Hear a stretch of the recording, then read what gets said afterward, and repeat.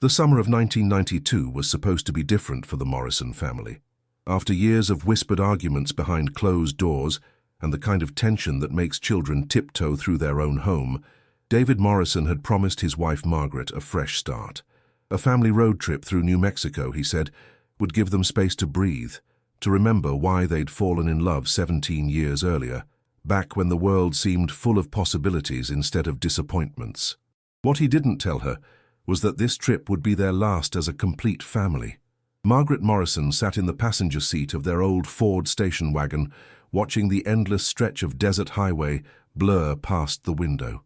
The landscape was beautiful in its starkness, all red rock and endless sky, but there was something unsettling about its vastness too, like it could swallow a person whole and nobody would ever know. She glanced back at her 3 daughters in the rearview mirror and felt that familiar knot of anxiety tighten in her chest. Julie, 15 and already showing signs of the sharp intelligence that would later define her career, sat reading a paperback novel, occasionally rolling her eyes at her younger sisters. Ellie and Nora, identical twins who had just turned 8, were playing their favorite game, whispering secrets to each other in a language only they understood. The twins had always been inseparable, 2 halves of the same mysterious whole.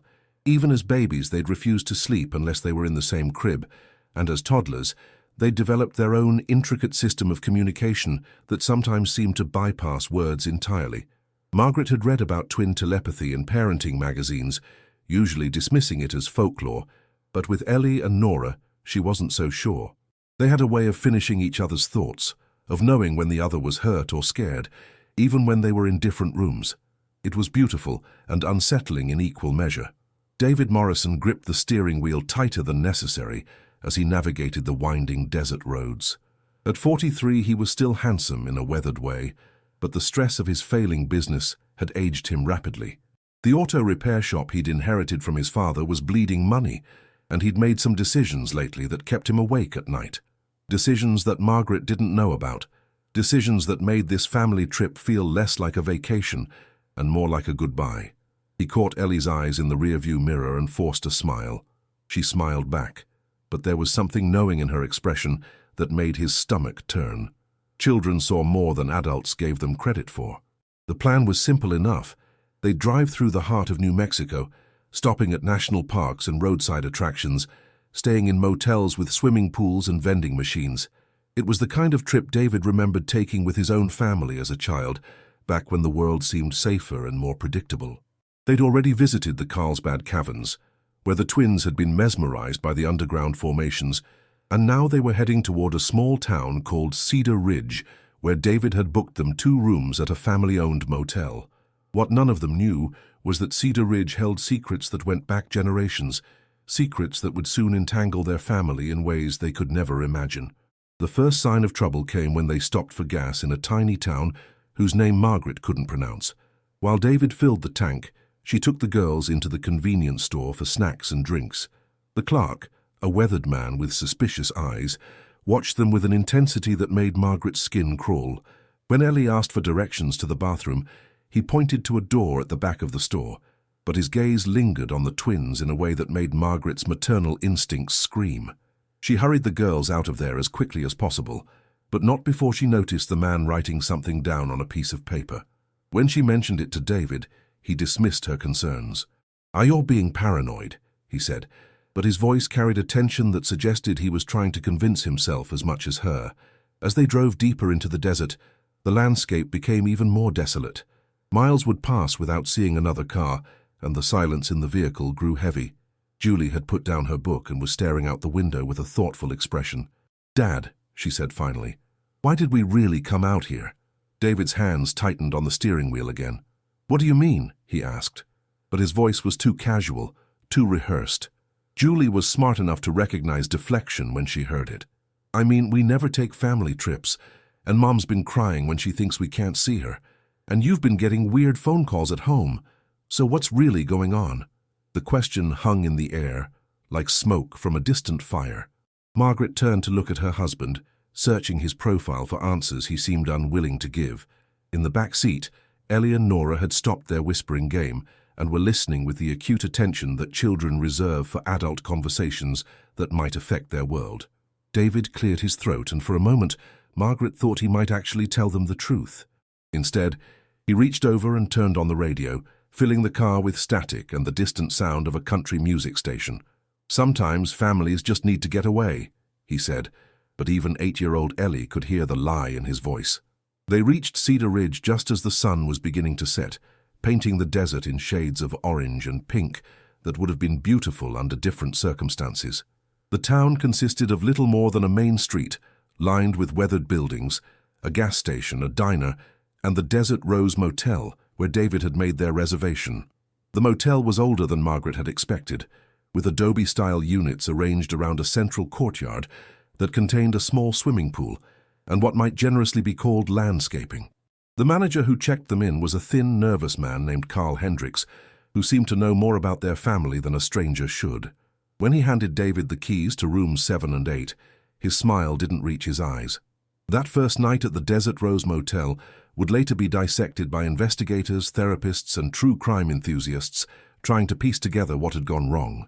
Margaret and David took room 7, while Julie got her own bed in room 8, which she was supposed to share with the twins. The walls were thin enough that sounds carried easily between rooms, and Margaret remembered hearing Julie's television playing late into the night, some old movie with dramatic music and voices that rose and fell like ocean waves. She also remembered hearing the twins giggling together in their bed, the sound of their whispered conversations, creating a comforting background noise that helped her finally drift off to sleep. But what Margaret didn't know, what none of them knew, was that someone had been watching their family since they'd arrived in Cedar Ridge, someone who had been expecting them, who had been making preparations for their visit long before David Morrison had called to make a reservation. The Desert Rose Motel had a history that went back decades, a history involving travelers who checked in but never checked out, children who disappeared into the desert night without a trace. The local sheriff, a man named William Garrett, had a reputation for asking very few questions about certain types of incidents, especially when those incidents involved people from out of town.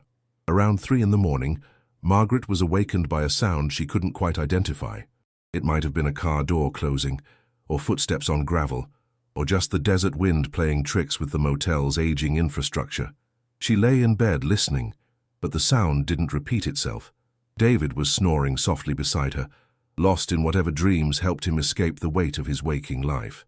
Margaret considered getting up to check on the girls, but the thought of walking across the courtyard in her nightgown to peek into their room seemed silly. Julie was responsible for her age, and the twins were safe in their beds. What could possibly go wrong in a sleepy desert town where nothing ever happened? The next morning brought the kind of brilliant sunshine that makes everything look deceptively normal.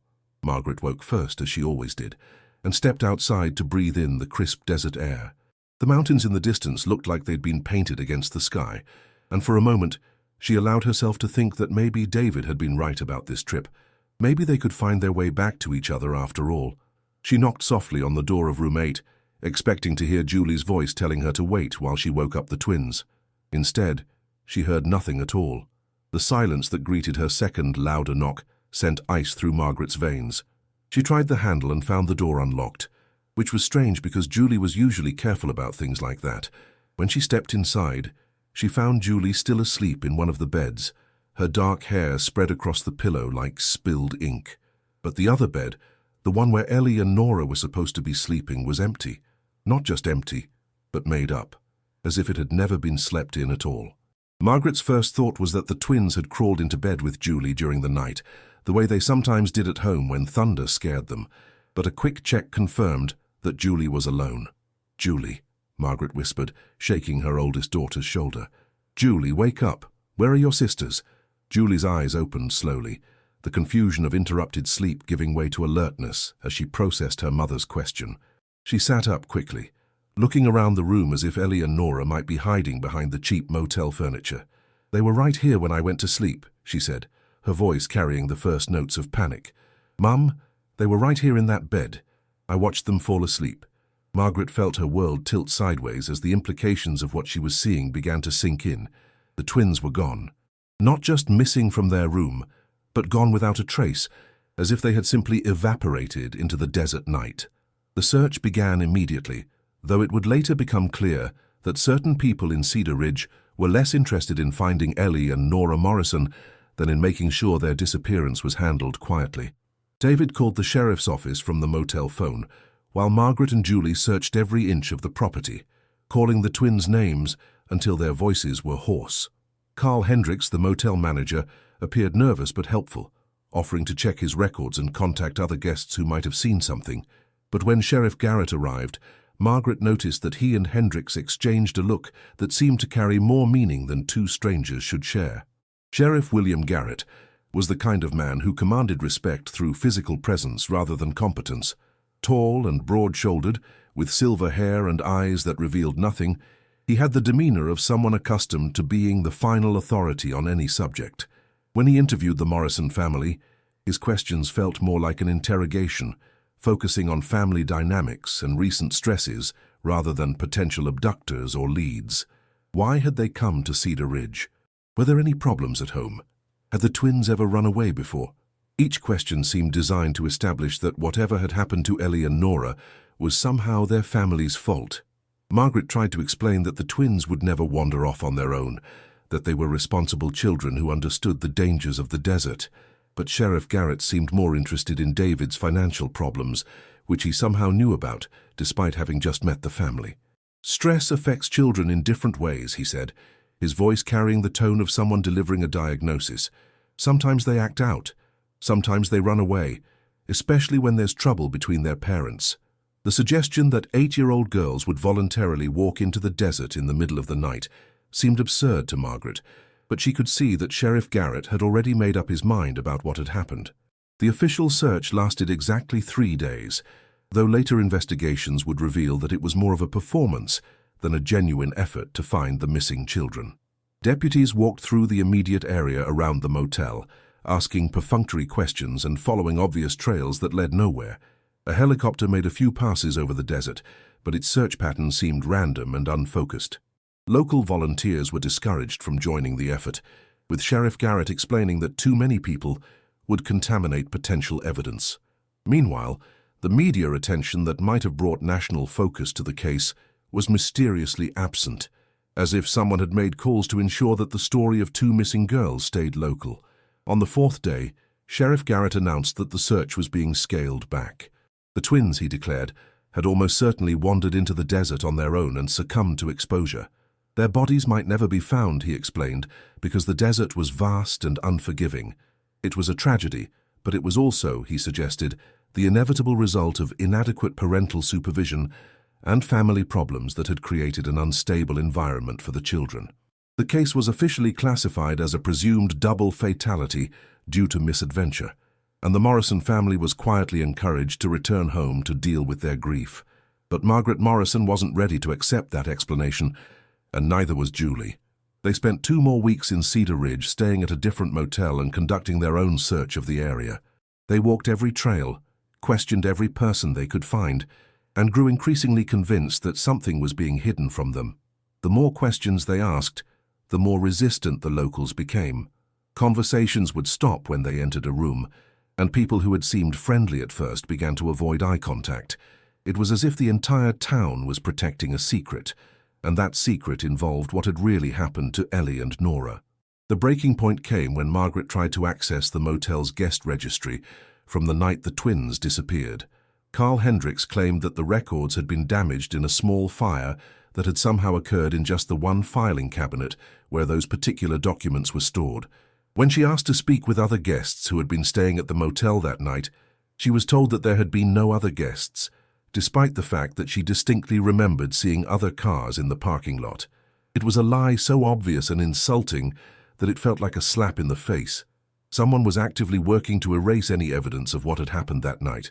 David Morrison's behavior during those final weeks in Cedar Ridge would later become a source of endless speculation and guilt for his surviving family members.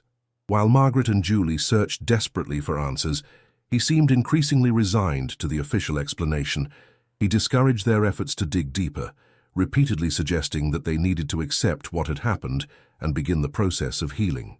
When Margaret accused him of giving up on his own daughters, he responded with a kind of weary anger that she had never seen from him before. "They're gone, Margaret," he said, his voice hollow with something that might have been grief or might have been guilt.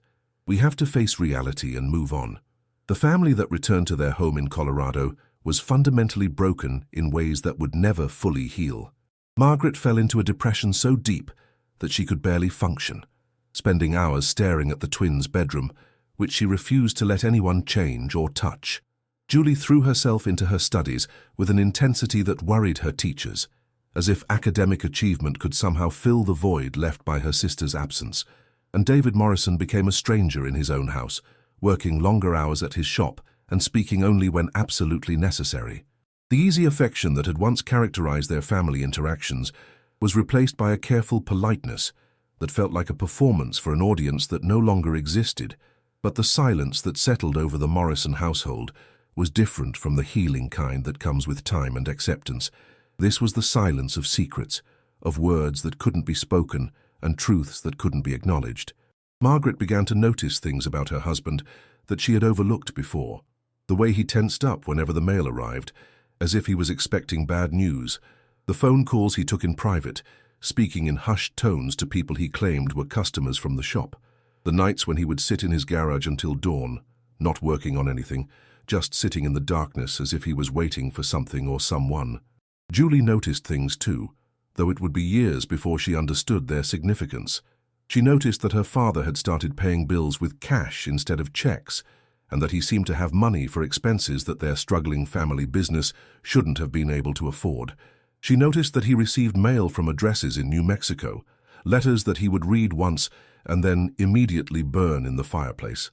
Most unsettling of all, she noticed that he never spoke about Ellie and Nora, never mentioned their names or acknowledged their absence in any way. It was as if he was trying to erase them from existence, to pretend that they had never been part of their family at all. The investigation, such as it was, officially ended 6 months after the twins' disappearance. Sheriff Garrett filed a final report that concluded the case with a disturbing lack of curiosity about unanswered questions. No mention was made of the mysterious fire that had destroyed motel records, or the inconsistencies in witness statements, or the fact that several people who had been in Cedar Ridge that night seemed to have simply vanished themselves. The report painted a picture of a family vacation gone tragically wrong, of children who had wandered into danger because their parents were too distracted by their own problems to provide adequate supervision. It was a neat, clean explanation that satisfied everyone, except the people who had actually lost Ellie and Nora. Years passed with agonizing slowness, each birthday and holiday serving as a reminder of the empty spaces at their table. Margaret aged rapidly, her hair turning grey and her face developing lines that spoke of sleepless nights and endless worry. She never stopped hoping that her daughters would somehow find their way home, that they would walk through the front door with some impossible explanation for their absence. She kept their room exactly as it had been, their clothes still hanging in the closet, their favorite book still stacked on the nightstand. David begged her to pack their things away, to let the healing begin, but Margaret refused.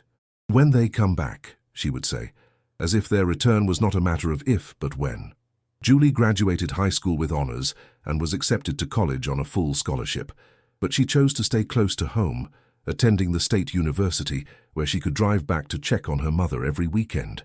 She majored in psychology with a focus on forensic work, though she told herself it had nothing to do with her sister's disappearance. She was simply interested in understanding how people's minds worked, in learning to read the signs that indicated when someone was hiding the truth. The fact that these skills might someday help her find out what had really happened to Ellie and Nora was just a coincidence.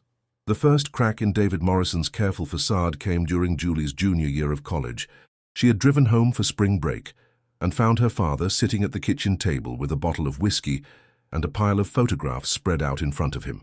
The photos were of Ellie and Nora, pictures from their last family vacation, images that captured their laughter and innocence in a way that made Julie's chest tight with grief. David was crying, something she had never seen him do, not even at the memorial service they had held for the twins. When he saw her standing in the doorway, he quickly gathered up the photos and wiped his eyes, but the damage was done. For the first time since that terrible morning in Cedar Ridge, Julie saw her father's pain, and it was so raw and desperate that it took her breath away. "I'm sorry," he whispered, and at first Julie thought he was apologizing for crying, for showing emotion after years of careful control. But then he said it again, and she realized he was talking about something else entirely. "I'm so sorry, Julie. I never meant for any of this to happen. I thought I could handle it, thought I could make it right, but I was wrong about everything." He looked up at her with eyes that seemed to hold secrets too heavy for one person to carry, and for a moment, Julie thought he was going to tell her the truth about what had happened in Cedar Ridge. Instead, he put the photographs in a manila envelope and walked out of the room, leaving her standing there with more questions than ever. That night, Julie searched her father's home office while her parents slept, looking for anything that might explain his cryptic apology. She found financial records that showed irregular income deposits dating back to just after the twins' disappearance, payments that came from sources she couldn't identify. She found business correspondence with companies in New Mexico, firms that seemed to specialize in transactions that left no paper trail. Most disturbing of all, she found a safe deposit box key hidden in a book that had been hollowed out, a key that her father had obviously gone to great lengths to conceal. Julie copied down the bank information and the box number, but she didn't act on the information immediately. Some part of her understood that once she opened that box, once she learned what her father had been hiding all these years, there would be no going back to the life she had built on top of their family's tragedy. The final confrontation between Julie and her father happened 2 years later, on the 10th anniversary of Ellie and Nora's disappearance. Julie had finished college and was working as a victim's advocate while pursuing her master's degree in forensic psychology. She had learned to read people's lies, to spot the tells that indicated deception, and every time she looked at her father, she saw a man carrying the weight of terrible secrets. That night, as they sat through another painful family dinner where nobody mentioned the date or what it meant, Julie finally found the courage to ask the question that had been burning inside her for years. "Dad," she said, her voice steady despite the way her heart was racing, "what really happened to Ellie and Nora?" David Morrison looked up from his untouched plate, and for a moment, Julie thought she saw relief in his eyes, as if he had been waiting for someone to ask that question for a decade. But then his expression hardened, and he gave her the same non-answer he had been giving for years. "You know what happened," he said. "They got lost in the desert. It was a terrible accident." But this time Julie didn't accept the deflection. "No," she said, her voice growing stronger. "That's not what happened. I've spent years studying human behavior, Dad, and I know when someone is lying. So I'm asking you again, what really happened to my sisters?" The silence that followed was so complete that Julie could hear the clock ticking in the hallway, could hear her mother's sharp intake of breath from across the table. David Morrison stared at his daughter for a long moment, and she could see him weighing his options, considering how much truth he could afford to reveal. When he finally spoke, his voice was barely above a whisper, and what he said changed everything Julie thought she knew about their family's tragedy. "Some mistakes," he said, "can never be undone. Some choices have consequences that last forever. And some secrets are too dangerous to share, even with the people you love most." He stood up from the table then, leaving his dinner untouched, and Julie knew that she had just heard as much of the truth as he was willing to give her. But what David Morrison didn't know was that his daughter had inherited more than just his stubborn streak and her mother's intelligence. She had also inherited a relentless need for answers that wouldn't be satisfied with half-truths and careful evasions. That night, Julie drove to the bank where her father's safe deposit box was located, armed with documentation she had carefully forged and a story about settling her father's estate after his recent death. The box contained exactly what she had expected to find, evidence of financial transactions that painted a very different picture of what had happened in Cedar Ridge, documents that suggested the twins' disappearance was not the tragic accident it had been made to seem. Among the papers in that safe deposit box was a letter addressed to Julie, written in her father's handwriting but never sent. The letter contained an apology that went far deeper than the one he had offered at the kitchen table years earlier, and it hinted at connections between their family and people in New Mexico who specialized in making problems disappear. But the letter also contained a warning, a desperate plea for Julie to let the past stay buried and to build her life on something other than the search for truth. "Some doors," her father had written, "should never be opened. Some truths are more dangerous than lies. If you love your mother, if you want to keep her safe, please don't follow the path I'm afraid you're already walking." The letter was dated just 3 months before Julie's confrontation with her father, which meant he had been anticipating her questions, preparing for the day when his careful walls of silence would finally crumble. But instead of satisfying her curiosity, The letter only intensified her need to understand what had really happened to Ellie and Nora.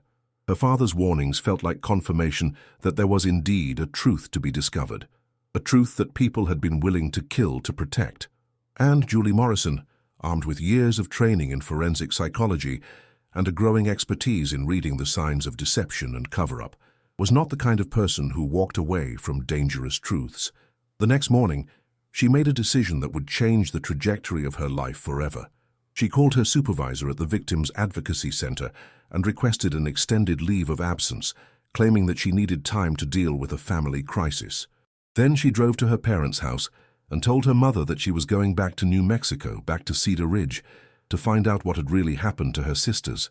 Margaret Morrison begged her daughter not to go, her voice carrying a terror that seemed disproportionate to the idea of a simple fact-finding trip. But Julie had already made up her mind. She was going to retrace their family's last journey together, and she was going to find answers, no matter how dangerous those answers might be. As she packed her car for the drive to New Mexico, Julie felt a strange mixture of excitement and dread, as if she was finally taking the first step on a journey she should have started years earlier. She didn't know that her father had made certain phone calls the night before, warning certain people in Cedar Ridge that she was coming. She didn't know that her family's story was connected to secrets that went back generations, involving powerful people who had built their fortunes on making inconvenient problems disappear. And she didn't know that, by choosing to seek the truth about Ellie and Nora's disappearance, she was walking into a web of corruption and violence that had been carefully hidden for decades. What Julie Morrison did know, as she drove away from the only home she had ever known, was that she could no longer live with the questions that had been eating away at her family for 10 years. The official story of what had happened in Cedar Ridge had never made sense, and the people who were supposed to find her sisters had given up far too easily. If getting answers meant putting herself in danger, then that was a risk she was willing to take. After all, Ellie and Nora had been just 8 years old when they had faced whatever had taken them from their family. The least their older sister could do was show the same kind of courage, even if it meant uncovering truths that some people would kill to keep buried. The desert highway stretched out before her like a ribbon of possibility and peril, leading her back to the place where her family's story had been shattered beyond repair. But Julie Morrison was no longer the frightened 15-year-old who had watched helplessly as the official investigation concluded without answers. She was a trained professional who understood how systems could be corrupted, how evidence could be destroyed, and how the powerful could escape consequences for their actions. And she was done accepting other people's versions of the truth about what had happened to the two little girls who had shared her childhood and shaped her understanding of loss. As the miles rolled by beneath her tires, Julie found herself thinking about the twins in ways she hadn't allowed herself to in years. She remembered how Ellie had always been the braver of the two, the one who would speak up when something wasn't fair, while Nora had been the quiet observer who noticed details that others missed. She remembered their private language and their uncanny ability to communicate without words, and she wondered if they had somehow known that their last night as a family was ending. Most of all, she remembered the way they had looked at their father during that final car ride, with an awareness that seemed far too mature for 8-year-old children. It was as if they had sensed that something was wrong, that their family was traveling toward a destination that would change everything forever. The sun was setting behind her as Julie crossed the state line into New Mexico, painting the sky in shades of orange and pink that reminded her painfully of that last evening in Cedar Ridge. But this time, she was not a helpless child, along for a ride that adults were controlling. This time she was the one asking the questions, the one demanding answers, the one who would not be satisfied with carefully constructed lies. And somewhere in the vast desert ahead of her, in a small town that had built its silence on the graves of inconvenient truths, people were beginning to realize that the Morrison family's tragic story was about to be reopened in ways they had never anticipated. The road stretched on into the gathering darkness, carrying Julie Morrison toward a confrontation with secrets that had been buried for a decade, toward answers that would shatter everything she thought she knew about her family's past. But she didn't know that the people who had taken Ellie and Nora were still in Cedar Ridge, still profiting from their carefully maintained silence, still protected by a network of corruption that reached into the highest levels of local government. She didn't know that her father's desperate warnings had been based on very real dangers, or that her decision to seek the truth was about to put not just her own life at risk, but the lives of everyone she loved. What she would discover in Cedar Ridge would be worse than anything she had imagined during all those years of questions and sleepless nights. The truth about Ellie and Nora's disappearance was connected to crimes that went far beyond the simple tragedy of two children lost in the desert. It was connected to a network of powerful people who specialized in making inconvenient families disappear, who had built their fortunes on the suffering of others, and who would not hesitate to kill again to protect their secrets. And at the center of it all was a truth about her own family that would force Julie to question everything she had ever believed about the people who had raised her and the life they had built together. But all of that was still hours away, still hidden in the darkness ahead. For now there was just the highway and the desert, and the growing certainty that she was finally doing what she should have done years earlier. Julie Morrison was going home to Cedar Ridge, and this time she was not leaving without answers. Cedar Ridge looked exactly the same as Julie remembered it, which was somehow more unsettling than if it had changed completely. The same weathered buildings lined the main street, the same neon sign flickered outside the gas station, and the same sense of isolation hung over the town like a shroud. But Julie Morrison was no longer the traumatized teenager who had left this place 10 years earlier. She was a trained forensic psychologist who understood how small communities could close ranks to protect their secrets, and as she drove slowly down the main street, she noticed details that had escaped her attention during those desperate weeks of searching for her sisters. The first thing that struck her was how quickly word of her arrival seemed to spread. She hadn't been in town for more than 20 minutes before she noticed people peering at her through store windows, their faces carrying expressions of recognition and something that looked suspiciously like fear.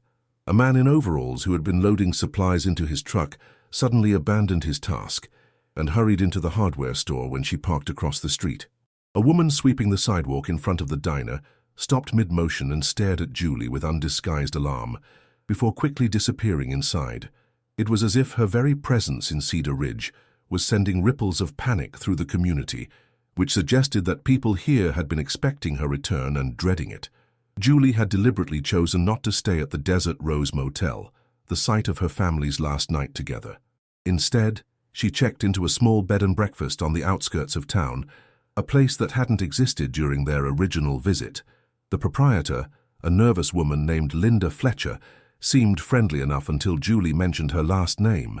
The change in Linda's demeanor was immediate and dramatic. Her smile faltered, her hands began to shake slightly, and she suddenly remembered urgent tasks that required her immediate attention in other parts of the building. When Julie pressed for information about local history or long-time residents, Linda claimed to be new to the area herself, despite the fact that her business had clearly been operating for years. The Desert Rose Motel was still there, still operating under the same management, which surprised Julie given how much time had passed. Carl Hendricks, the nervous man who had checked her family in all those years ago, was still behind the front desk, though he looked significantly older and more haggard than she remembered. When Julie walked into the lobby, his face went completely white, as if he had seen a ghost. For a moment he seemed unable to speak, just staring at her, with a mixture of terror and disbelief that confirmed her suspicions that her return had been anticipated and feared. "You're Julie Morrison," he said finally, his voice barely above a whisper. It wasn't a question. David Morrison's daughter. The way he said her father's name carried layers of meaning that Julie couldn't quite decipher, but there was definitely familiarity there, and something that might have been guilt or regret. When she asked if she could see the room where her family had stayed, room 8, Hendricks claimed it was occupied, though the parking lot contained only 2 cars, and the motel clearly had plenty of vacancies. When she offered to wait until it was available, he became agitated and insisted that the room was booked for weeks in advance, which was obviously a lie. Julie decided to take a different approach. Instead of confronting Hendricks directly about his lies, she asked casual questions about the motel's history, pretending to be interested in the building's architecture and local heritage. Gradually, Hendricks relaxed enough to reveal that the Desert Rose had been in his family for 3 generations, passed down from his grandfather who had built it in the 1940s. But when Julie asked about any interesting guests or memorable events from the motel's past, he became evasive again, claiming that nothing noteworthy had ever happened there. The deliberate nature of his amnesia was almost insulting in its transparency. That evening, Julie drove to the spot where the official search for her sisters had been conducted, a stretch of desert just outside town that had been chosen seemingly at random.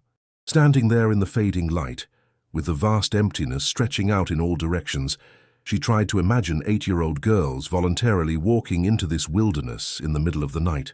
The idea was not just improbable, but genuinely absurd. Ellie and Nora had been city children who were afraid of the dark and clung to familiar routines. The notion that they would have left the safety of their motel room to explore an alien landscape was so contrary to their natures that it bordered on impossible. Julie spent the next morning at the Cedar Ridge Sheriff's Office, hoping to review the case files from her sister's disappearance. The current sheriff, a younger man named Tom Bradley who had inherited the position when William Garrett retired, claimed that most of the old files had been lost in a flood that had damaged the building's basement storage area several years earlier. It was another conveniently timed disaster that had eliminated evidence, just like the fire that had destroyed the motel's guest records. When Julie pressed for details about the flood, Sheriff Bradley became vague about dates and specifics, suggesting that the so-called flood might have been less of a natural disaster and more of a deliberate destruction of inconvenient documentation. But Sheriff Bradley made one crucial mistake during their conversation. When Julie mentioned that she was interested in speaking with William Garrett about the original investigation, Bradley's immediate response was to warn her that Garrett was not well and probably wouldn't remember much about old cases. The problem with this warning was that Julie hadn't mentioned Garrett's name or indicated that she knew who he was. Bradley's knowledge of her intentions suggested that people in Cedar Ridge had been discussing her arrival and coordinating their responses to her questions. It also suggested that William Garrett was still alive and living somewhere in the area, despite attempts to discourage her from seeking him out. Julie left the sheriff's office with more questions than answers, but also with the growing certainty that she was on the right track. The pattern of convenient amnesia, destroyed records, and coordinated evasion was too consistent to be coincidental. Someone in Cedar Ridge was working very hard to make sure that certain information about her sister's disappearance remained buried, which meant that there was indeed information to be found. She just needed to figure out how to find it without alerting the people who were obviously monitoring her activities. That afternoon, she decided to try a different approach. Instead of asking direct questions about the Morrison case, she visited the town's small historical society, claiming to be researching family genealogy and local history for a college project. The volunteer who staffed the historical society was an elderly woman named Dorothy Martinez, who seemed genuinely pleased to have a visitor interested in Cedar Ridge's past. Unlike the other residents Julie had encountered, Dorothy didn't appear to recognize her name or associate her with any particular tragedy. As they looked through old photographs and newspaper clippings, Dorothy proved to be a treasure trove of information about the town's history and its prominent families. She showed Julie pictures of Cedar Ridge from the 1950s and 1960s, when it had been a more prosperous community, with a thriving mining operation and several successful ranches. But as Dorothy talked about the town's decline in recent decades, she mentioned something that made Julie's pulse quicken. Of course, some families never seem to be affected by the economic troubles, Dorothy said, pointing to a photograph of a large ranch house on the outskirts of town. The Crawfords, for instance, always seemed to have money, no matter how bad things got for everyone else. The name Crawford rang a bell in Julie's memory, though she couldn't immediately place where she had heard it before. When she asked Dorothy to tell her more about the family, the older woman's expression grew troubled. "They're not bad people," she said carefully, "but they've always been very private. They own a lot of land around here, and they've been involved in various business ventures over the years. Some folks say they have connections outside of New Mexico, people in other states who help them with their enterprises." The way Dorothy said enterprises suggested that these business ventures might not have been entirely legitimate, but she seemed reluctant to elaborate further.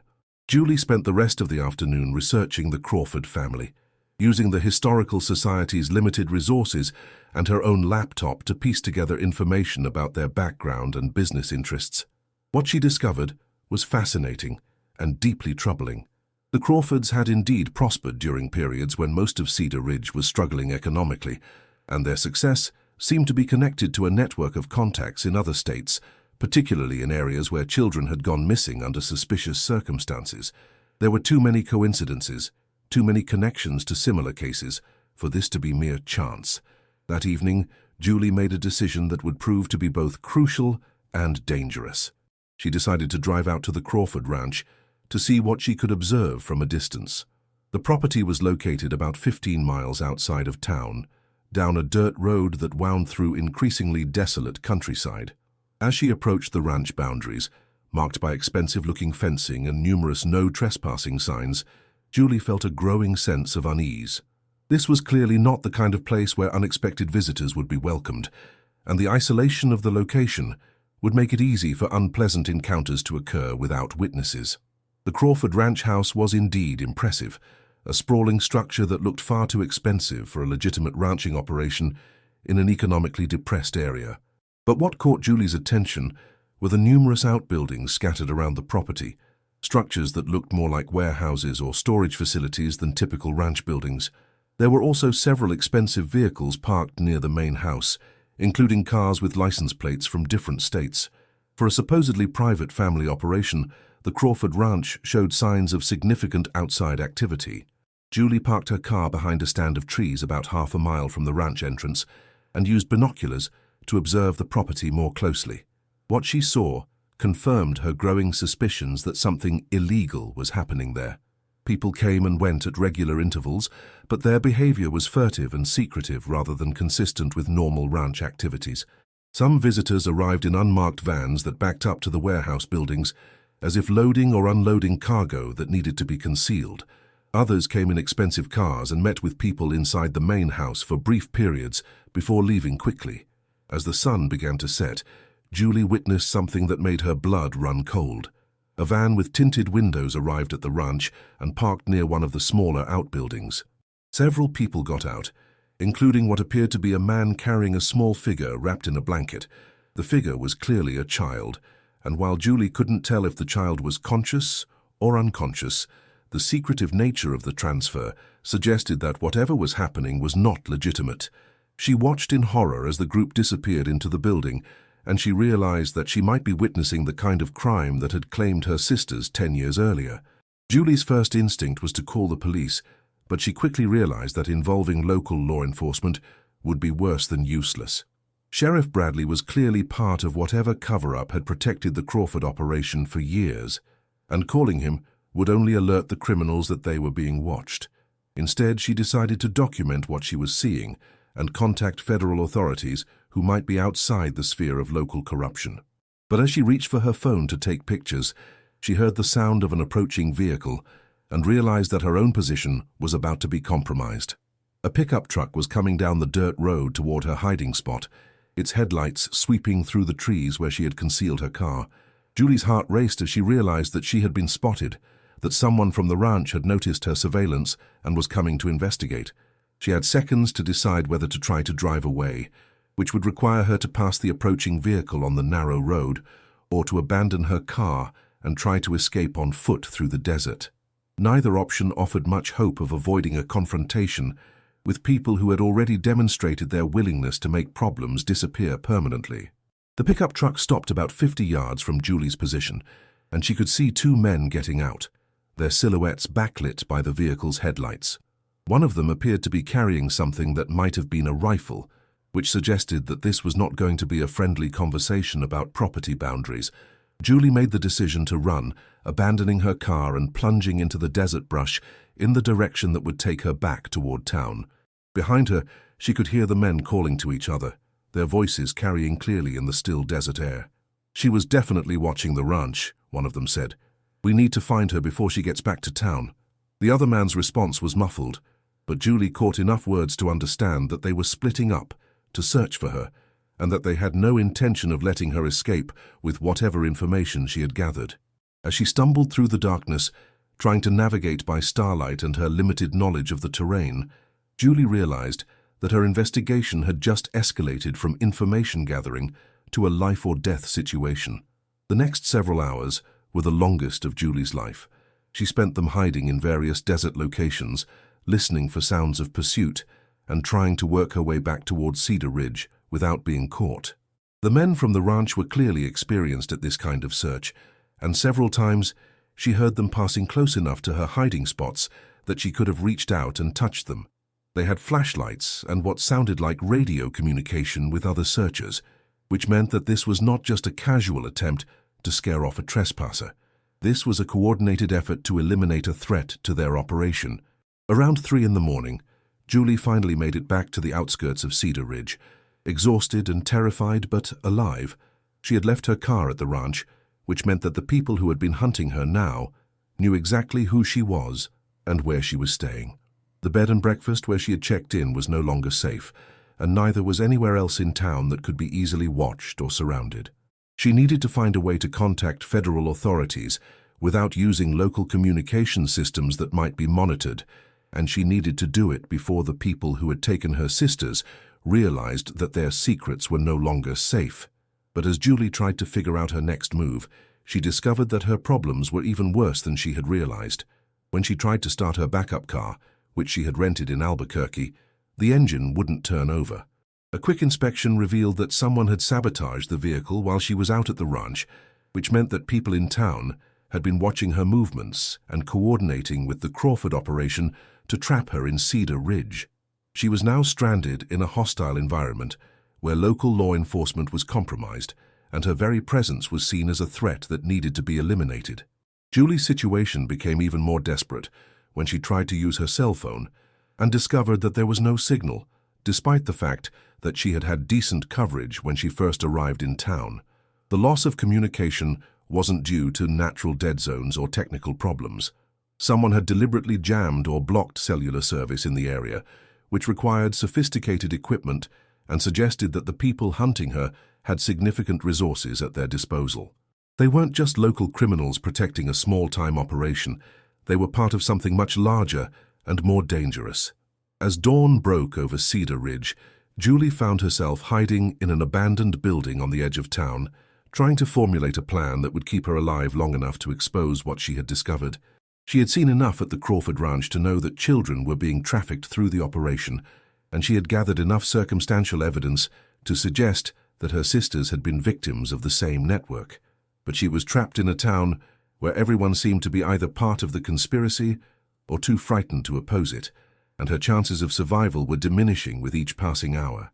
The people hunting her had advantages that made escape seem nearly impossible. They knew the terrain better than she did. They had vehicles and equipment while she was on foot, and they had the cooperation of local law enforcement. But Julie also had advantages that they might not have fully considered.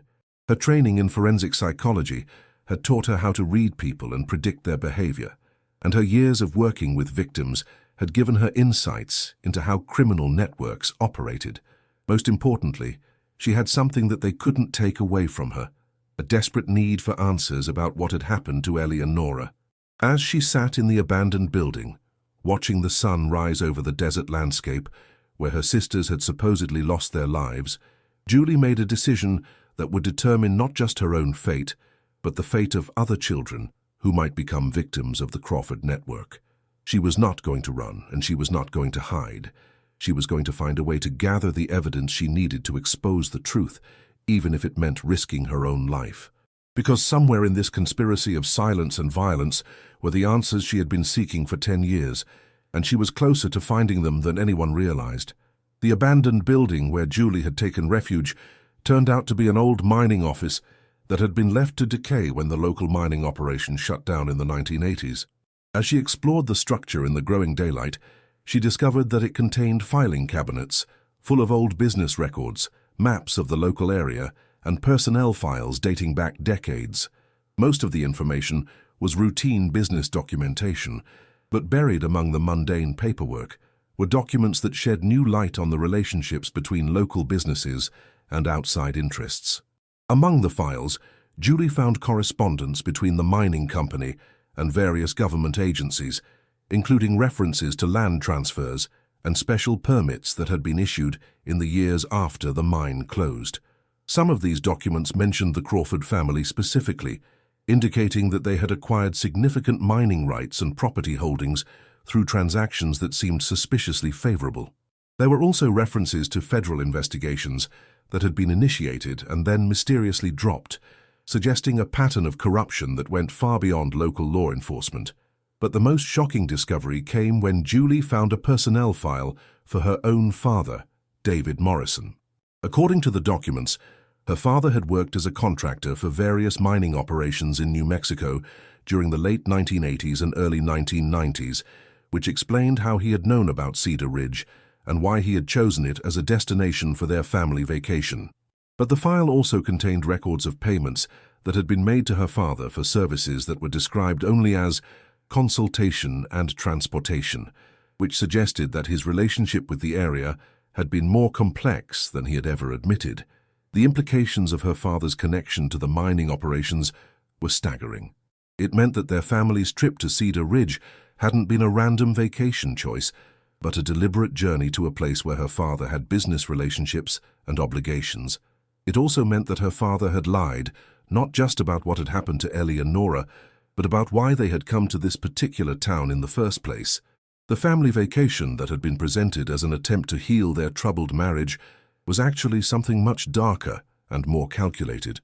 As Julie studied the documents more carefully, she began to piece together a timeline that painted a horrifying picture of her father's involvement in the events that had led to her sister's disappearance. The payments to David Morrison had increased significantly in the months before their trip to Cedar Ridge, and the final payment was dated just 2 weeks after Ellie and Nora had vanished. The timing was too convenient to be coincidental, and the amounts involved were far too large for legitimate consulting work. Her father had been paid to bring his family to Cedar Ridge, and he had been paid again after his daughters disappeared. The realization that her own father might have been complicit in whatever had happened to Ellie and Nora was so devastating that Julie initially refused to accept it. But as she continued to examine the evidence, other pieces of the puzzle began to fall into place. Her father's strange behavior during the search for the twins, his eagerness to accept the official explanation of their disappearance, his subsequent financial stability despite the struggling state of his business, all of it suddenly made sense if he had been paid to deliver his daughters to people who specialized in making children disappear. Julie's grief and shock at discovering her father's betrayal was interrupted by the sound of vehicles approaching the abandoned mining office. Through a broken window, she could see several trucks and cars converging on the building, and she realized that her hiding place had been discovered. The searchers had probably found her abandoned rental car and traced her movements back to this location, or perhaps they had simply conducted a systematic search of every building in the area until they found her.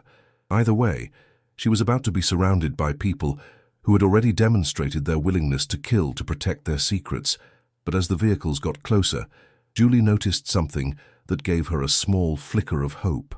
One of the approaching cars bore federal license plates and markings that identified it as belonging to the FBI. Someone had apparently noticed the unusual activity in Cedar Ridge and had sent investigators to determine what was happening. The question was whether these federal agents were legitimate law enforcement officers who could help her, or whether they were part of the same corrupt network that had been protecting the Crawford operation for years. The answer to that question would determine whether Julie Morrison lived to expose the truth about her sister's disappearance, or whether she became another victim of the conspiracy that had already claimed so many children. As she watched the federal agents get out of their vehicles and begin to approach the building where she was hiding, Julie realized that the next few minutes would be the most important of her life. Everything she had learned about Ellie and Nora, everything she had discovered about her father's betrayal, and everything she hoped to accomplish in terms of justice would depend on whether the people walking toward her were friends or enemies. The lead FBI agent was a woman in her 40s, with graying hair and tired eyes that suggested she had seen too much human cruelty over the course of her career. When she called out to Julie, identifying herself as Special Agent Sarah Chen and asking her to come out peacefully, something in her voice suggested genuine concern rather than the threatening tone Julie would have expected from someone working with the Crawford network. But Julie had learned not to trust anyone in this investigation, and she remained hidden while she tried to assess whether these federal agents represented salvation or just another layer of the conspiracy that had destroyed her family. "Ms. Morrison," Agent Chen called out, "we know you're in there and we know you're in danger. We've been investigating the Crawford operation for months, and we believe you have information that could help us save other children from the fate that befell your sisters." The mention of Ellie and Nora by name, and the acknowledgement that they had indeed met a terrible fate, suggested that these agents knew more about the case than local law enforcement had ever been willing to admit. But it also meant that the federal government had been aware of crimes being committed in Cedar Ridge and had allowed them to continue while building their case. Julie made the decision to trust Agent Chen, primarily because she had no other viable options. She emerged from her hiding place with her hands visible and her voice steady, despite the terror and exhaustion that had been her companions for the past day and night. What Agent Chen told her in the next few minutes would reshape everything she thought she knew about her sister's disappearance and her father's role in the tragedy that had destroyed their family. But it would also reveal that the truth she had been seeking was even worse than anything she had imagined, and that the people responsible for taking Ellie and Nora were part of a network that had been stealing children for decades. The conversation with Agent Chen took place in the back of the FBI vehicle, away from potential surveillance by local conspirators. What Julie learned during that conversation was that the federal investigation into the Crawford operation had begun not with her sister's case but with a pattern of missing children that stretched across multiple states and spanned more than 20 years. The Crawford Ranch was just one node in a network that specialized in acquiring children for clients who preferred not to go through legal adoption channels, and the operation had been protected by a web of corruption that included local law enforcement, state officials, and even some federal personnel. Agent Chen confirmed many of Julie's suspicions about what had happened to Ellie and Nora, but she also revealed details that were more horrifying than Julie had ever imagined. The twins had not been killed in the desert, as the official report suggested, but had been sold to clients who had specific requests for identical siblings. The Crawford network specialized in fulfilling such requests, and they had been operating with virtual impunity for decades because they were careful to choose victims whose disappearances could be explained as accidents or runaways.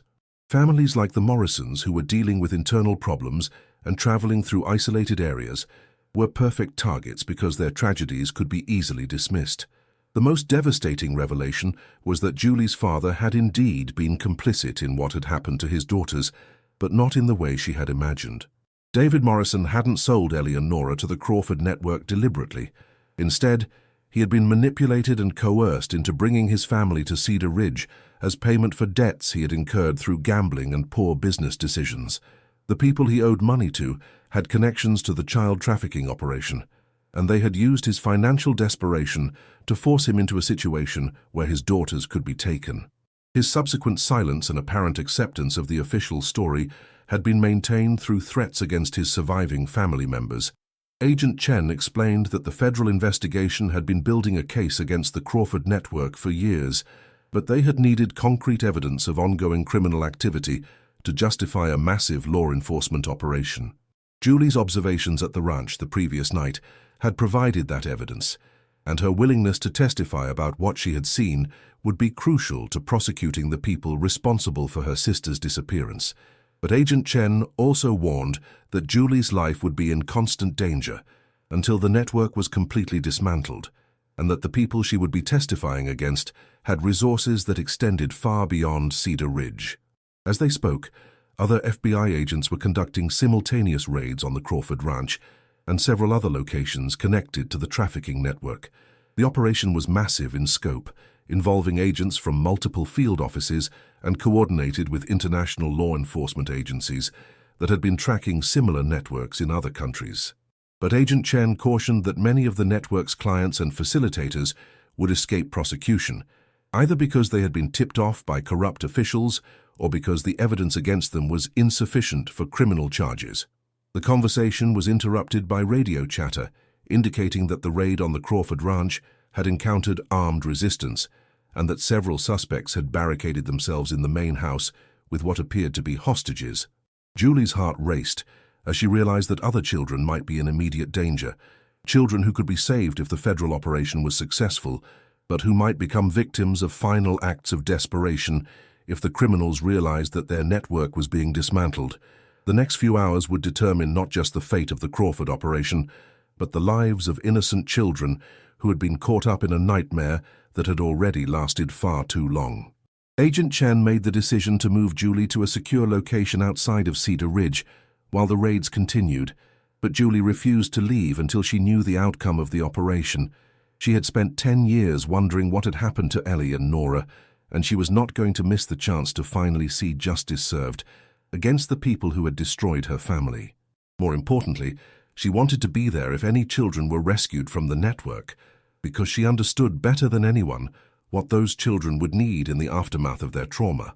As reports came in from the various raid sites, a picture emerged of a criminal enterprise that was even more extensive than the federal investigation had suspected. The Crawford Network had been operating satellite facilities in multiple states, each one specializing in different aspects of the child trafficking operation. Some locations focused on acquisition and initial processing, while others handled long-term housing and client services. The sophistication of the operation explained how it had been able to function for so long without being detected, and it also explained why local law enforcement agencies had been unable or unwilling to investigate suspicious disappearances effectively. The rescue of children from the Crawford facilities was both triumphant and heartbreaking. Some of the victims had been held for only a few days or weeks, but others had been in the network for years, their identities carefully erased and their pasts systematically destroyed. The youngest victim was only 4 years old, while the oldest was a teenager who had been taken as a small child and had no memory of life before captivity. Each rescue represented a victory for justice, but also a reminder of how many other children had passed through the network before law enforcement had been able to shut it down. Julie watched the news coverage of the raids from the FBI field office in Albuquerque, where she had been taken for her own protection. The sight of children being carried out of the Crawford facilities alive brought tears to her eyes, but it also intensified her grief for Ellie and Nora, who had not been fortunate enough to be rescued. Agent Chen had confirmed that the twins were almost certainly dead, killed when they became too difficult to manage or when their clients had finished with them. The knowledge that her sisters had suffered before they died was almost more than Julie could bear, but it also strengthened her resolve to see their killers brought to justice.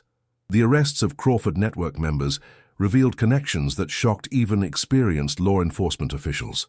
The client list included wealthy individuals from across the country, some of whom held positions of significant political and social influence. The network had also maintained relationships with similar operations in other countries, facilitating international trafficking that had moved hundreds of children across borders over the course of 2 decades. The scope of the conspiracy was so vast that prosecutors knew they would be working on related cases for years to come, but perhaps the most disturbing discovery was the extent to which the network had infiltrated legitimate institutions. Several adoption agencies had been providing cover for illegal transactions, while certain children's charities had been used to identify and access vulnerable victims. The corruption extended into social services, law enforcement, and even some medical facilities that had provided services without asking inconvenient questions about their young patients. The realization that so many people had been complicit in the suffering of children made the victory of the raids feel incomplete and bittersweet. As the immediate aftermath of the raids unfolded, Julie found herself grappling with emotions that were too complex for easy resolution. She felt vindicated in her belief that her sisters had been victims of a crime rather than a tragic accident, but she also felt overwhelming grief for the suffering that Ellie and Nora had endured. She felt gratitude for the federal agents who had finally brought the criminals to justice, but she also felt anger at the system that had allowed the network to operate for so long. Most of all, she felt a profound sense of responsibility to ensure that the memory of her sisters would contribute to preventing future tragedies. Agent Chen approached Julie as she watched the continuing news coverage, carrying a manila envelope that contained photographs and documents recovered from the Crawford ranch. "There's something you need to see," she said gently, her voice carrying a mixture of hope and caution that made Julie's heart race. Inside the envelope were pictures of Ellie and Nora taken during their captivity that confirmed they had indeed been alive for at least several months after their disappearance. But there was also something else, something that would change Julie's understanding of the case once again and reveal that even her worst assumptions about what had happened to her sisters had been insufficient to encompass the full truth of their ordeal. The final photograph in the envelope showed Ellie and Nora with another child, a boy who appeared to be slightly older than the twins.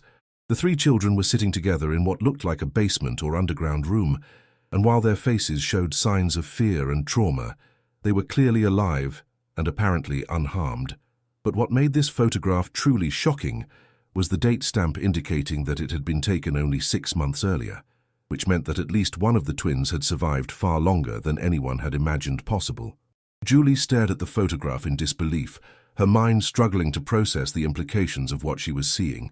If one or both of her sisters had been alive just 6 months ago, then there was a possibility, however remote, that they might still be alive somewhere in the network.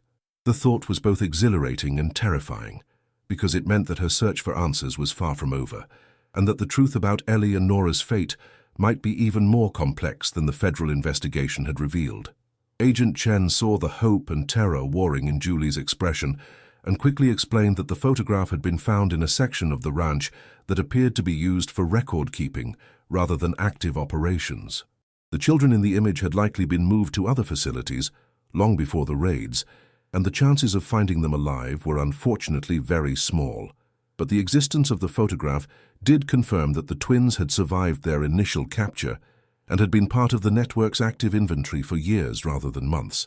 The revelation that Ellie and Nora might have lived for years after their disappearance was simultaneously the best and worst news Julie could have received. It meant that they had not died quickly in the desert, as she had sometimes hoped, but it also meant that they had endured prolonged suffering that was almost impossible to contemplate. The photograph raised new questions about whether either twin might still be alive, but it also made clear that even if they were found, they would be fundamentally changed by their experiences in ways that no amount of love or therapy could fully heal. As Julie sat in the FBI field office, holding a photograph that proved her sisters had survived for years after the world had given up looking for them, she realized that her journey to find the truth was entering a new and even more difficult phase. The Crawford Network had been dismantled, but it was only one part of a larger system that continued to operate in other locations. Finding out what had ultimately happened to Ellie and Nora would require her to delve even deeper into a world of unimaginable cruelty and to confront truths that would test the limits of her psychological training and emotional resilience. But Julie Morrison had come too far and learned too much to turn back now. Somewhere in the vast criminal network that preyed on vulnerable children, there were answers about her sister's final fate. And somewhere in the world, there might even be children who were still alive and could be saved if she had the courage to continue following the trail of evidence wherever it led. The photograph in her hands was not just proof of what had happened to Ellie and Nora. It was a roadmap to a truth that was more complex and more horrifying than anything she had imagined, but also potentially more hopeful than she had dared to believe. As federal agents continued to process evidence from the raids and interview captured members of the Crawford Network, Julie made a decision that would define the rest of her life. She was going to dedicate herself to finding her sisters, whether they were alive or dead, and to ensuring that the people responsible for their suffering faced justice for their crimes. The little girls who had disappeared from a motel room in Cedar Ridge 10 years earlier deserved nothing less than the complete truth about what had been done to them, and their older sister was going to make sure they got it, no matter how long it took or how dangerous the search became. The FBI safe house where Julie spent the next 3 weeks was a nondescript ranch home on the outskirts of Albuquerque, the kind of place that could have belonged to any middle-class family in any suburban neighborhood across America. But the reinforced windows, sophisticated security system, and rotating schedule of federal agents made it clear that this was anything but a normal family residence. Julie found herself living in a strange limbo, simultaneously safer than she had been since arriving in New Mexico, and more isolated than she had ever felt in her life. The constant presence of armed guards was reassuring, but it also served as a reminder that the people who had taken her sisters were still out there, still dangerous and still committed to protecting their secrets. Agent Sarah Chen visited Julie daily, bringing updates on the federal investigation and new evidence that continued to reshape their understanding of the Crawford Network's operations. The scope of the criminal enterprise was staggering in its complexity and reach. Computer servers seized during the raids contained records of transactions dating back nearly 30 years, involving thousands of children and clients from across the globe. The network had evolved from a relatively simple kidnapping operation into a sophisticated business that catered to wealthy individuals with specific preferences and requirements. Some clients wanted infants for illegal adoptions, others sought older children for purposes that the investigators refused to discuss in detail, and still others had requested twins specifically, which explained why Ellie and Nora had been targeted. The financial records recovered from the Crawford facilities revealed a business model that was as coldly efficient as it was morally reprehensible. Children were classified by age, physical characteristics, and behavioral traits, then matched with clients who had submitted detailed requests through encrypted communication channels. The network charged premium prices for rare specifications, such as identical twins or children, with specific ethnic backgrounds, and they maintained detailed photographic and medical records on their inventory. The clinical nature of the documentation made it clear that the criminals viewed their victims as commodities rather than human beings, which helped explain how they had been able to operate for so long without being overcome by conscience or remorse. Julie spent hours reviewing sanitized versions of the recovered evidence, searching for any additional references to her sisters beyond the single photograph that had proved they had survived their initial capture.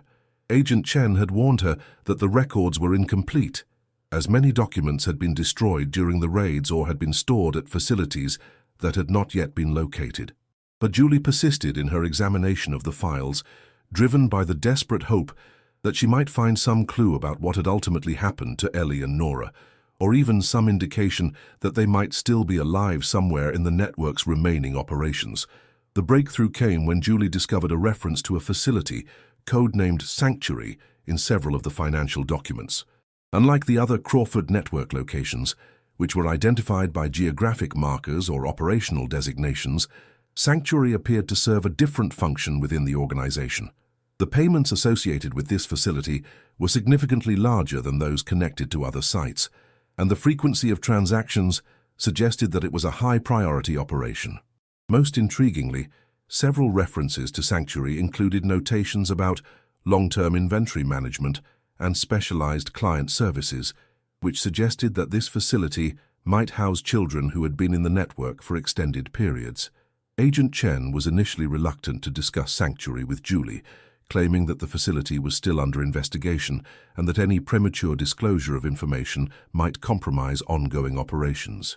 But when Julie pressed her about the possibility that her sisters might be held at this location, Chen admitted that federal authorities had not yet been able to locate Sanctuary, despite having detailed financial records of its operations. The facility's location had been deliberately obscured in the Crawford network's records, and none of the captured criminals had been willing to provide information about its whereabouts.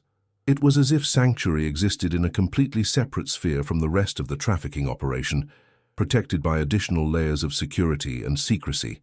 The search for Sanctuary became Julie's obsession during the long days and sleepless nights at the safe house. She studied maps of the southwestern United States, looking for areas that might be suitable for a hidden facility that could house children for extended periods without detection. She analyzed the financial records for patterns that might reveal transportation routes or supply chains connected to the mysterious location. Most importantly, she reviewed every piece of evidence related to her sister's case, looking for clues that investigators might have overlooked in their focus on the broader network operations.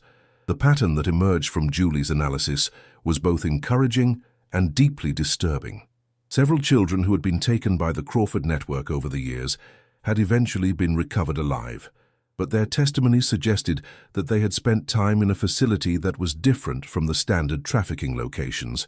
These survivors described a place that was more like a boarding school or residential facility than a typical kidnapping site, complete with dormitories, classrooms, and recreational areas.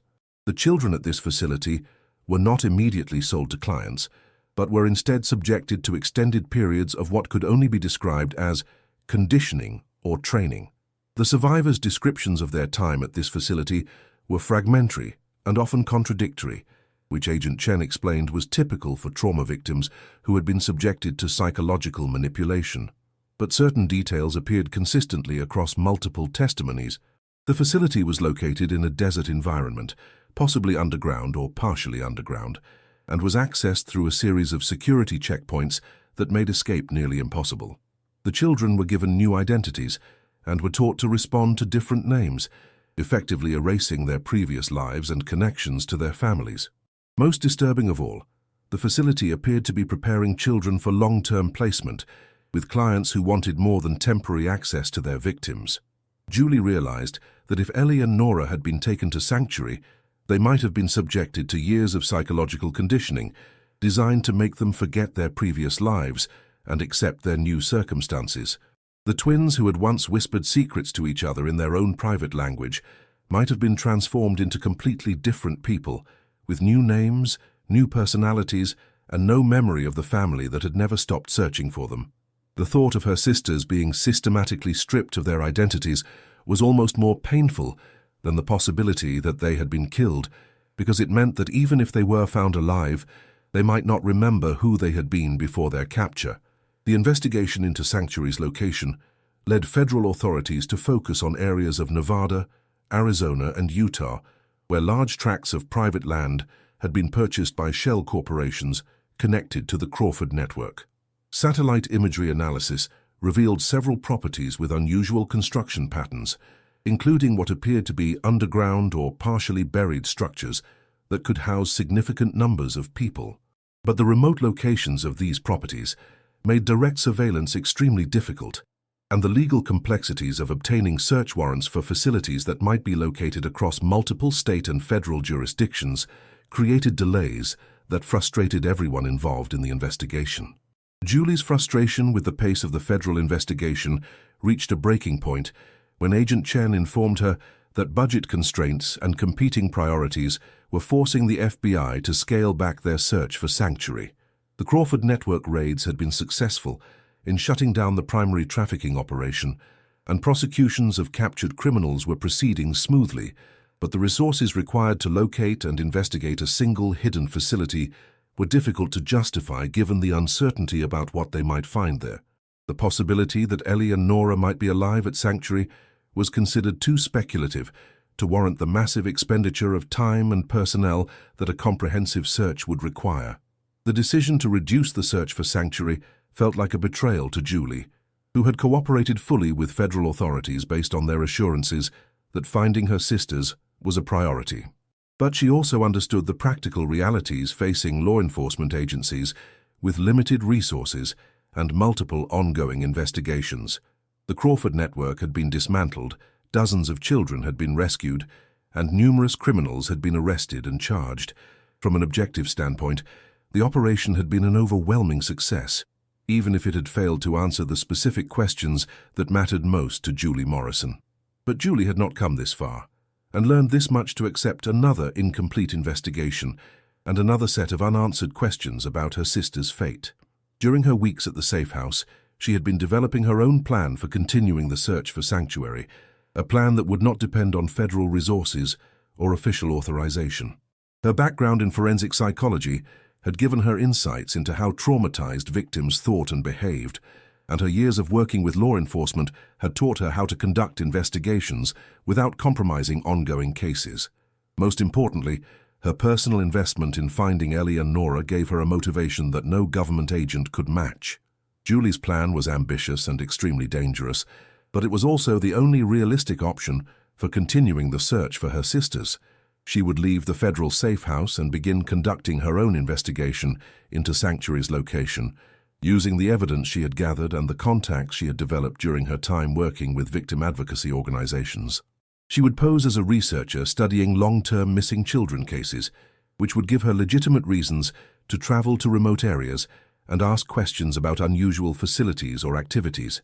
The cover story would also allow her to interview survivors of trafficking networks who might have information about Sanctuary that they had not shared with federal investigators. Agent Chen was appalled when Julie outlined her intentions, pointing out that leaving federal protection would expose her to retaliation from Crawford network members who were still at large, as well as from other criminal organizations that might see her as a threat to their operations. The people who ran trafficking networks were not known for their mercy toward those who interfered with their business, and Julie's high profile as a witness in the federal prosecution made her a particularly attractive target for elimination. But Julie had already considered these risks and had decided that the possibility of finding her sisters alive was worth any personal danger she might face.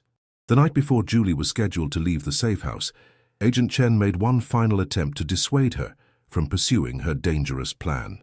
She brought Julie a file containing the most recent intelligence about remaining Crawford network operations, hoping that the evidence of continued criminal activity would convince her to stay under federal protection until all the network's members had been captured. But the file contained information that had the opposite effect from what Agent Chen had intended. Among the intelligence reports was a communication intercept that mentioned a final disposal operation scheduled to take place at an unspecified location, involving children who had been held in long-term custody. The reference to final disposal was chilling in its implications, suggesting that someone in the trafficking network had decided to eliminate evidence of their crimes by killing children who had been held for extended periods. If Ellie and Nora were indeed being held at Sanctuary, this intelligence meant that their time might be running out, and that any delay in locating the facility could result in their deaths. Julie realized that her decision to leave federal protection was not just about satisfying her own need for answers. It might be the only chance her sisters had for survival. Agent Chen reluctantly agreed to provide Julie with limited support for her independent investigation, including access to certain intelligence reports and communication equipment that would allow her to contact federal authorities if she discovered the location of Sanctuary or found herself in immediate danger. The arrangement was unofficial and potentially career-ending for Chen if it were discovered by her supervisors, but she had developed a personal investment in Julie's search for her sisters that went beyond professional obligations. The agent had children of her own, and she could not imagine living with the uncertainty that had tormented the Morrison family for more than a decade. Julie's first destination after leaving the safe house was Las Vegas, where she had arranged to meet with a private investigator who specialized in missing children cases. Marcus Rodriguez had worked with law enforcement agencies across the Southwest for 15 years, and his client list included families who had been failed by official investigations. Rodriguez had contacts throughout the region's underground networks, including people who might have information about hidden facilities or unusual activities in remote areas. More importantly, he had experience operating outside official channels and understood how to conduct investigations without alerting the subjects to their activities. The meeting with Rodriguez took place in a coffee shop near the Las Vegas airport, a location chosen for its combination of public accessibility and easy escape routes. Rodriguez was a compact man in his 50s with weathered skin and alert eyes that missed nothing about his surroundings. When Julie explained what she was looking for and showed him the evidence she had gathered about Sanctuary, his expression grew increasingly grave. He had heard rumors about a facility that matched her description, but the information he had was fragmentary and came from sources who were not entirely reliable. According to Rodriguez's sources, Sanctuary was located somewhere in the desert region of southern Nevada, possibly near the California border. The facility was supposedly built into a series of natural caves or abandoned mining tunnels that had been modified and expanded to accommodate its current purpose. Access was strictly controlled through a private road that was guarded by armed personnel, and the facility's existence was known only to a select group of high-level criminals and their wealthiest clients. Most disturbing of all, Rodriguez had heard that Sanctuary served as a kind of finishing school for children who were being prepared for permanent placement with clients who wanted more than temporary access to their victims.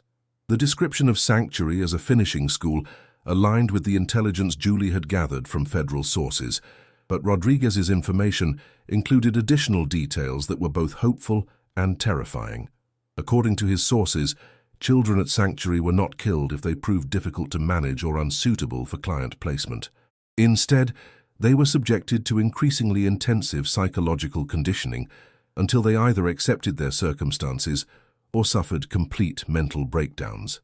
The facility supposedly had medical and psychiatric staff who specialized in treating children who had been traumatized by their experiences, but their goal was not healing, but rather the creation of compliant victims who would not resist their eventual placement.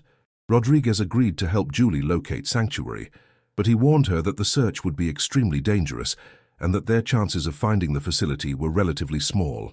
The desert region where the facility was supposedly located covered thousands of square miles of remote terrain, much of it privately owned by individuals or corporations with no connection to legitimate business activities. Searching such a vast area would require months of careful investigation, and any misstep could alert Sanctuary's operators to their activities, But Rodriguez also understood that time was a critical factor, especially given the intelligence about final disposal operations that might threaten the children's lives. The search for Sanctuary began with an analysis of property records and satellite imagery covering the suspected region of southern Nevada. Rodriguez had developed relationships with officials in various county clerk offices who were willing to provide information about unusual property transactions or construction activities in exchange for modest fees. The pattern that emerged from this research was consistent with what Julie had learned about Crawford network operations. Shell corporations and anonymous trusts had purchased large tracts of desert land over the past 2 decades, often paying significantly more than the properties were worth for legitimate development purposes. Julie and Rodriguez spent weeks driving through the Nevada desert, following dirt roads and investigating properties that matched their criteria for a hidden facility. Most of their investigations led to nothing more than abandoned mining claims or legitimate ranching operations, but they gradually developed a better understanding of the terrain and the logistics that would be required to operate a facility like Sanctuary. The desert environment was both an advantage and a disadvantage for hiding a criminal operation. The isolation provided security from discovery, but it also required sophisticated infrastructure to support a residential facility in such a harsh environment. The breakthrough in their search came from an unexpected source. During a stop for fuel in a small desert town, Julie struck up a conversation with a local mechanic who mentioned unusual vehicle maintenance requests he had received over the years. Several times per month, he was contacted by representatives of a private security company who needed repairs for specialized vehicles, including modified school buses and medical transport vans. The vehicles were always brought to his shop by drivers who paid in cash and refused to provide information about their ultimate destination. But the mechanic had noticed that they always arrived from the direction of a particular mountain range on the California border. The mechanic's information provided Julie and Rodriguez with their first concrete lead about Sanctuary's location. The mountain range he had described contained several abandoned mining complexes that had been closed for decades, and the terrain was rugged enough to conceal underground facilities from casual observation. More importantly, the area was accessible by private roads that could be easily monitored and controlled, which would be essential for maintaining the security of a hidden operation. Julie felt a surge of excitement as she realized that they might finally be closing in on the facility where her sisters could be held. But as they prepared to investigate the mountain range more closely, Julie and Rodriguez discovered that they were not the only people interested in the area's remote properties. Satellite imagery analysis revealed recent construction activity at several locations, including what appeared to be road improvements and new building construction. More disturbing was the evidence of increased security presence, including new fencing and what looked like guard positions at strategic locations. It appeared that someone had been reinforcing the defenses around potential Sanctuary locations, possibly in response to the federal raids on Crawford network facilities. The increased security made direct reconnaissance of potential Sanctuary sites extremely dangerous, but it also suggested that Julie and Rodriguez were on the right track. Criminal organizations did not invest in expensive security improvements unless they had valuable assets to protect, and the timing of the construction activity suggested that it was a response to the federal investigation. If Sanctuary's operators felt threatened enough to upgrade their defenses, it meant that the facility was still operational and still contained children who needed to be protected from discovery.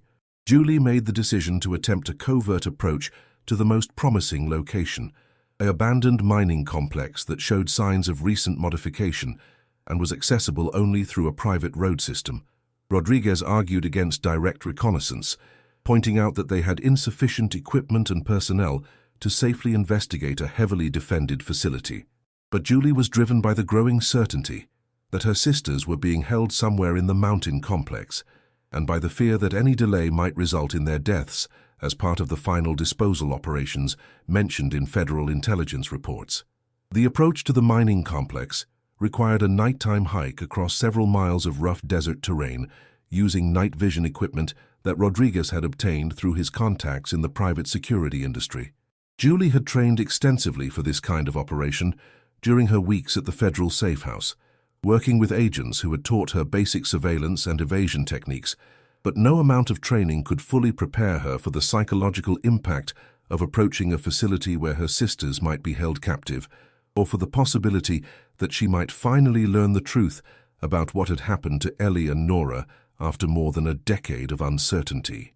As they moved through the darkness toward the mining complex, Julie found herself thinking about the photograph that Agent Chen had shown her, the image of her sisters sitting with another child in what looked like a basement or underground room.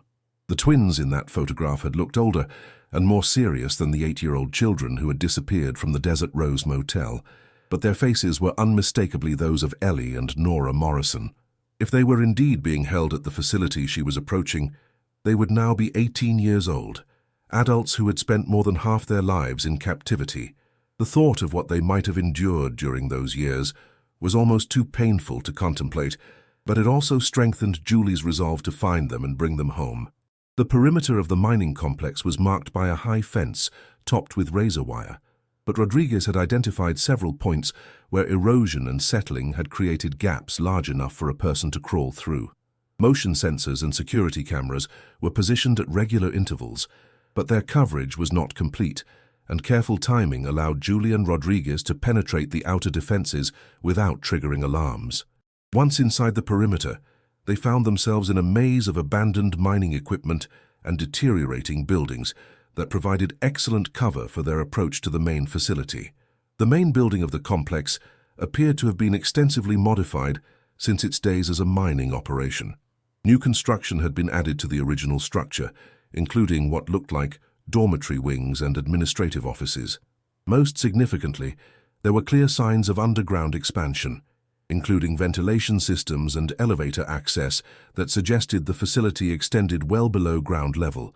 The infrastructure required for such construction represented a massive investment, confirming that this was indeed a major operation rather than a simple hideout or safe house.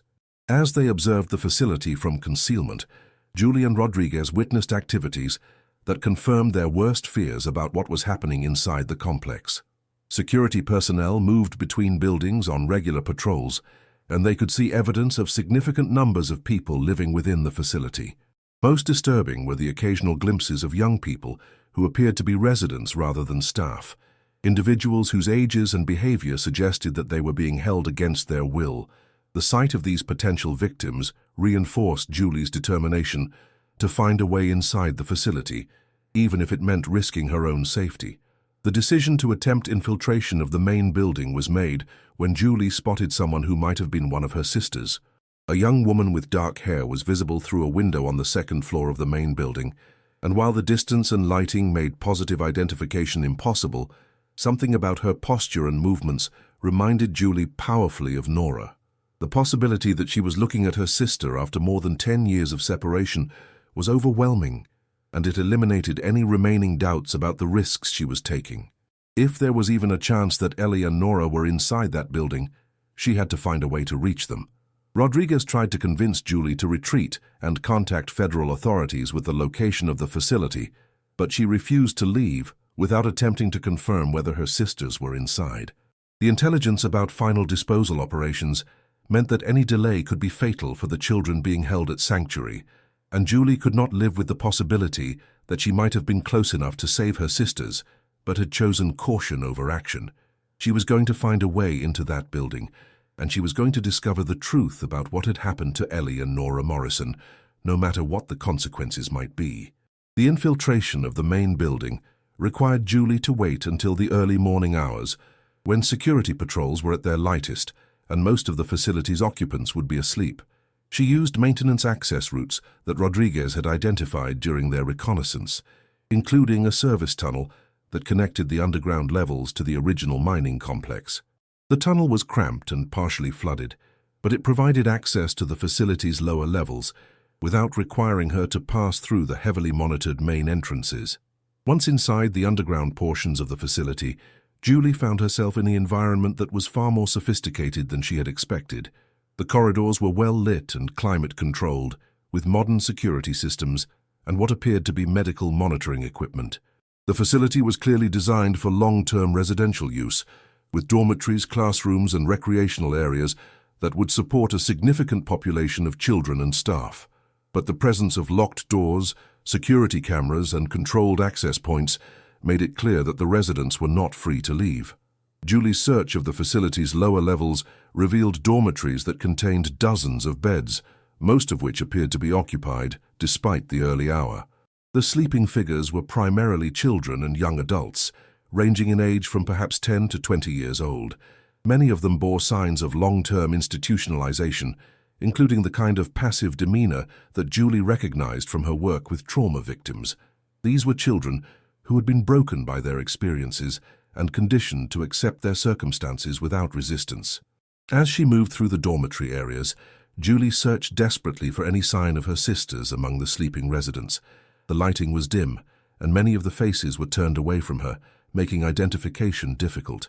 But she gradually began to recognize patterns in the facility's organization that suggested different categories of residents were housed in different areas. Newer arrivals appeared to be kept in more secure areas with higher levels of supervision, while longer-term residents had access to more comfortable accommodations and greater freedom of movement within the facility. The search for Ellie and Nora led Julie to an area of the facility that appeared to house the oldest residents, young adults who had been in the system long enough to be trusted with greater responsibilities. Some of these individuals appeared to be working as staff members, helping to care for younger children and maintain the facility's operations. The sight of trafficking victims who had been conditioned to participate in their own imprisonment was deeply disturbing, but it also gave Julie hope that her sisters might have survived their captivity by adapting to their circumstances.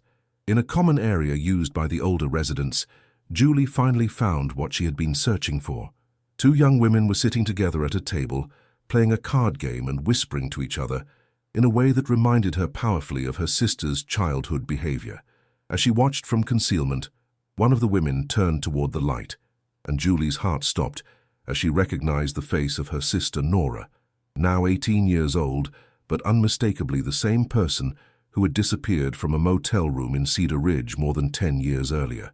The discovery that Nora was alive and relatively unharmed was simultaneously the most wonderful and most heartbreaking moment of Julie's life. Her sister had survived more than a decade of captivity, but she'd also been transformed by her experiences in ways that were immediately apparent. The confident, curious child who had once finished her twin sister's sentences had been replaced by a young woman who moved carefully and spoke quietly, as if she had learned that attracting attention could be dangerous. But she was alive, and she was close enough for Julie to reach out and touch. The second young woman at the table was also familiar, though it took Julie a moment to recognize her as Ellie.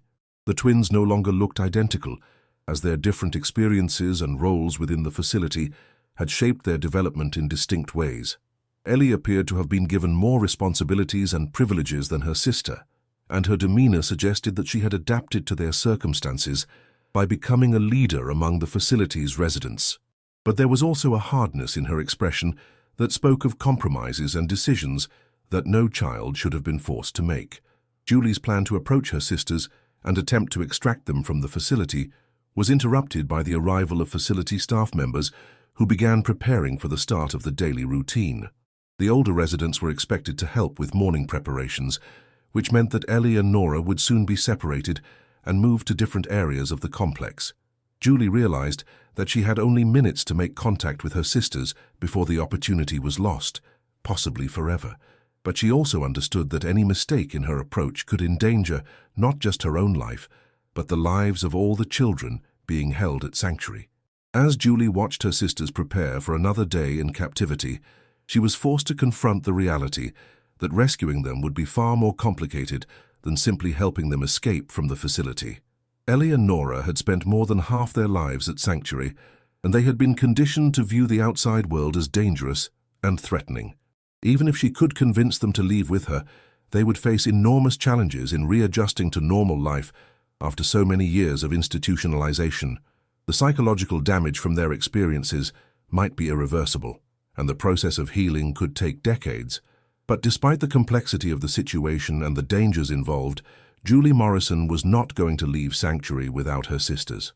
She had spent more than 10 years searching for answers about their disappearance, and she had finally found them alive and within reach. The 8-year-old girls who had vanished from their family had become young women who bore the scars of unimaginable trauma, but they were still Ellie and Nora Morrison, and they were still her responsibility. Whatever it took to bring them home safely, she was prepared to do it, even if it meant sacrificing her own life in the process.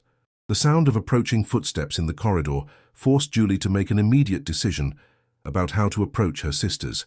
She could wait for a better opportunity when they were alone and try to convince them to escape with her, but that might take hours or days that they didn't have. Alternatively, she could reveal herself immediately and hope that their childhood bond was strong enough to overcome the conditioning they had received during their captivity. Either choice carried enormous risks, but the possibility that Sanctuary's operators might implement their final disposal plans meant that any delay could be fatal. Julie stepped out of concealment and walked directly toward the table where her sisters were sitting, her heart pounding with a mixture of terror and hope that threatened to overwhelm her. As she approached, Nora looked up, and their eyes met for the first time in more than a decade. For a moment, there was no recognition in her sister's face, just the careful wariness of someone who had learned not to trust strangers. But then something shifted in Nora's expression, a flicker of memory or recognition that suggested that some part of her childhood identity had survived the years of captivity. "Nora," Julie whispered, her voice barely audible in the quiet common area. "It's me. It's Julie. I've come to take you home." The words sounded inadequate even as she spoke them, but they were the only truth she had to offer. She had indeed come to take her sisters home, though the definition of home had become complicated by the years that had passed and the experiences that had shaped them. But whatever challenges lay ahead, they would face them together, as a family that had been broken but not destroyed by the cruelty of others. Nora's response to hearing her name and seeing her sister would determine everything that followed. If the conditioning at Sanctuary had been successful, she might not remember her previous life, or might view Julie as a threat to the only stability she had known for years. But if some part of the child she had once been remained intact, she might remember the bond that had once connected the Morrison sisters and understand that Julie represented a chance for freedom. Everything Julie had worked for, everything she had sacrificed, and everything she hoped to accomplish depended on whether her sister could remember who she had been before Sanctuary had tried to erase her identity. The moment stretched between them like a bridge across more than 10 years of separation and suffering, a bridge that could either reunite their family or collapse under the weight of what had been lost. Julie waited for her sister's response, knowing that whatever happened next would determine not just the fate of Ellie and Nora, but the meaning of everything she had endured to find them. The little girls who had disappeared into the desert darkness were now young women with scars that might never fully heal, but they were alive and they were close enough to touch. That would have to be enough for whatever came next.